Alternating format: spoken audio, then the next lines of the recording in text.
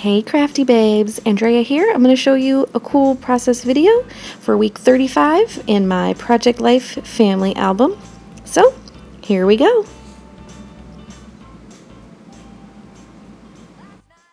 When I start a layout, the first thing I do is grab the photos for the week. And this week, week 35, I have a bit of a different set of photos. So I have a couple of 4x6s, several 2x2s, a ticket for my son's first high school football game, and a 3x4. So the first thing I'm going to do is figure out what page style I'm going to use. I've decided on F. Since I only have one 4x6, I'm going to end up getting rid of one of those photos. And I'm going to have to make my own 3x4 cards to fit all of those 2x2s. And the next thing I do is I assess colors. So the colors that are sticking out to me are reds and greens and neutrals. And I know that the Wonder Collection is going to be perfect match for these photos. I also have this Bow Bunny set that I'm pulling one card from because it looks perfect for putting a 2x2 on. The next thing is laying out my cards and deciding what photos are going to go on which cards. I always like to spread out the darks from the lights. I don't like things that are too busy next to each other. So that's where we're going to start. And normally, I will kind of at this point go through some supplies that I think I'm going to want, but most likely what you'll see is I'll take each card individually and go through and find things that specifically call me for that particular card. But here I'm just finding some things that I'm going to use. I usually start at the left, as you can see, left top, and I work on that photo. And now I'm going to just start with the very next card. And I ended up turning it upside down, and I'm just going to use a little mint label here and layer it. And I'm then going to add a little brad that's got some yellow in it.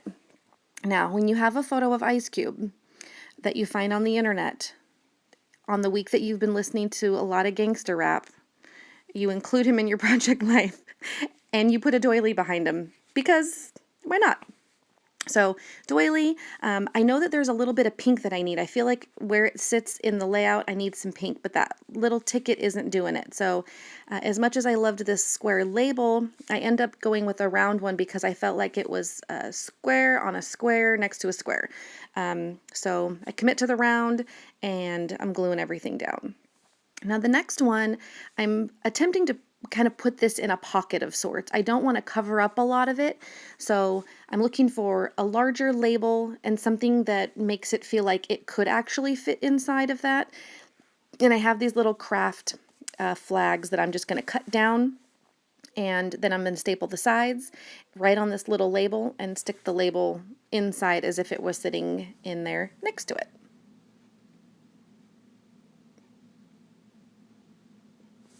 I sometimes do go, I usually don't go card by card, from left to right.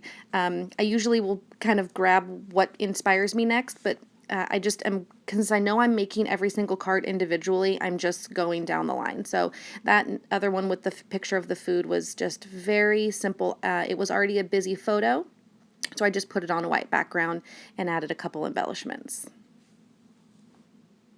And since I have to make all these cards basically by hand, I'm trying to make them real simple. So some of these I'm just layering a couple of pieces and calling it a day.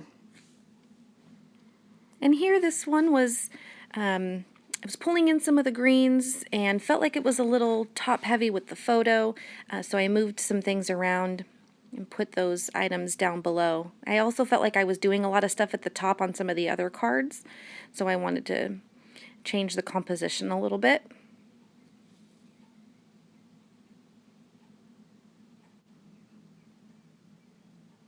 And this next card is going to be, this is a photo that I took from inside my house looking out toward my porch through the peephole of my door.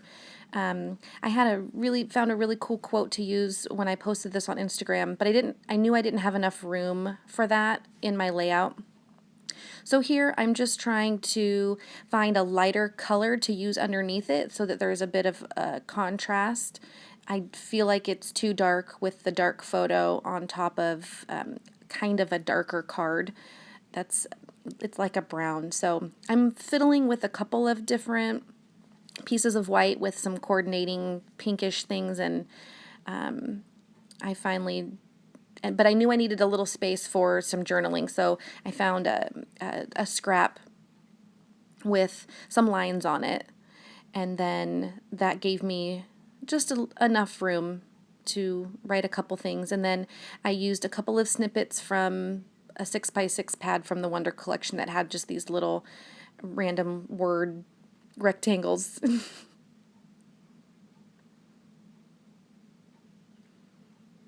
And I will probably repeat this in every single one of my videos because I strongly believe you need to write in pencil first so that you make sure that your journaling fits.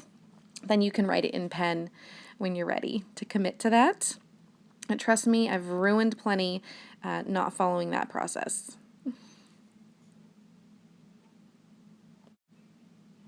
And that's it for that one.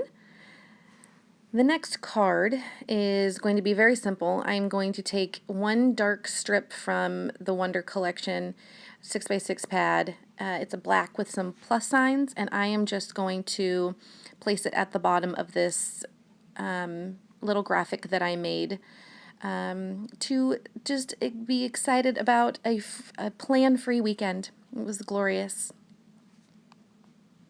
The next card here is on a darkish floral pattern, and the photo itself, the reason why I chose these two to go together was because of the contrast, but I'm feeling like I need to find that mint color to go underneath so that it just has a place to sit.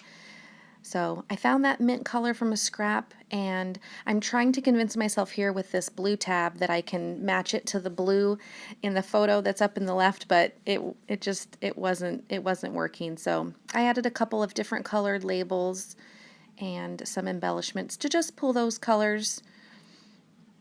And that's usually what I try to do. My goal is just to make sure that everything looks cohesive with the rest of the layout.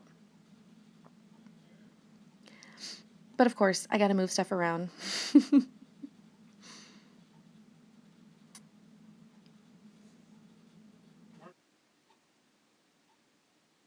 And a little date stamp, and we are done with this card. The next card is where I'm breaking all kinds of rules, people. Breaking rules. I'm a rebel. I am going to put my title card, my weekly title card, in the bottom right. Gasp. I know, it's crazy, but it's the only place I had. I didn't want to put it up on the photo in the top left, so I didn't really have another photo for this, and I loved the gold, and I'm loving these cork thickers from the Gossamer Blue October main kit, maybe? Not particularly sure. So basically all I'm doing is I'm using the W and the K so I can save on my E's, and I'm using the number 3 and the number 5, and I'm just putting them on a bed of labels. So I've used a rectangle label and a circle label, and then I have this just really cute little puffy sticker, and I'm going to look for another little thing to put next to the 35 because I feel like that space is a little too open there. And I'm always looking for a heart, and I think I find one. But anyway, you guys, I hope that you have enjoyed this process video. If you have any questions about anything I've used, please let me know in the comments below. And also, if you wouldn't mind, like, comment, subscribe if you like what you see, and we will talk soon. Bye, guys.